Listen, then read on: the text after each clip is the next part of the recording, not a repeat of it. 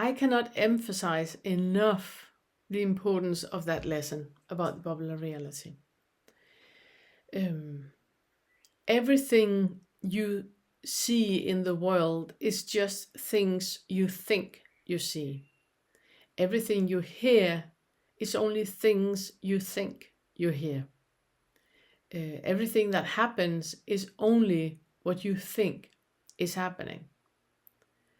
None of what you think is happening or seeing or hearing or smelling or tasting is what you actually are seeing, hearing, smelling or tasting.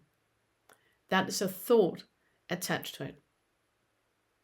And that thought is part of your identification. That is coming from somewhere.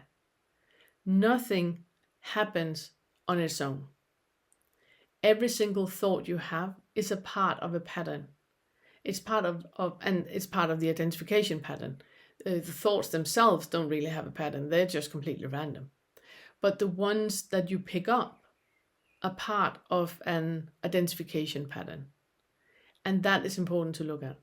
And when you really understand what the bubble of reality, what it really means, you also see that no one can ever say or do anything wrong. You're the only one judging it as wrong. And even if 10 people stand next to you and agree with you, that just means they have, similar values. It only means that you agree on that. It doesn't mean that the action is wrong. Who are we to know what leads to other people's freedom? So becoming aware of that bubble of reality is really, really important. No one can trigger you. I hear that so often. I got really, really triggered by. Are you sure about that? Let's look into that. Let's look into that. Are you sure that Janice really, really triggered you? Are you sure about that? Are you sure that this video really, really triggers you? Are you sure? Or could it be that you hear something that you assume you hear, and then you have an opinion about that assumption, not by what is said, not by what is done, but your opinion is based on that assumption.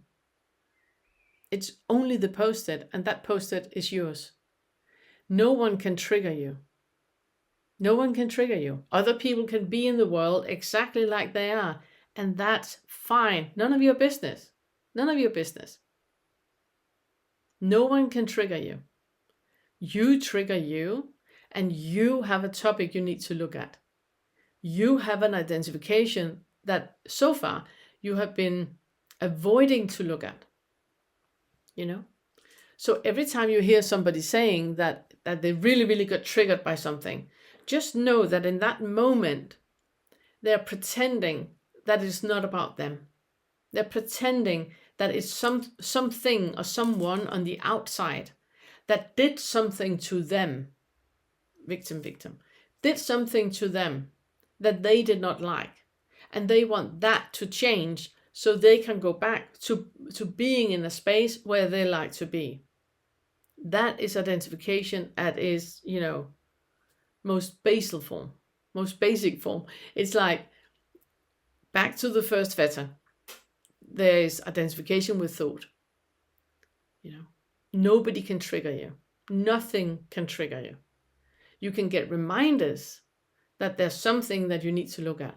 And that's why I never use the word trigger. I always call it activate. So if someone is activating you, then you look into the identification that you just activated in you. They didn't do anything. They're just a tool for you to be reminded that there's still stuff to be done. There's still things you need to look at. There's an underlying belief that you're diverting from right now, of fear, anger, guilt, and shame that you do not want. And you're diverting from that by pointing fingers and saying it has something to do with them. It doesn't. It doesn't. You could sit on a desert island and activate exactly that same thing by a thought. And it will still be something that you need to look at because it's yours. It has nothing to do with them at all. So write down all the things that you find really, really triggering. Write it down. Go back to the source. Find out, what is this about? What identification is this about? What are you attaching to this that is not attached? What did you just assume that this was about that is not about?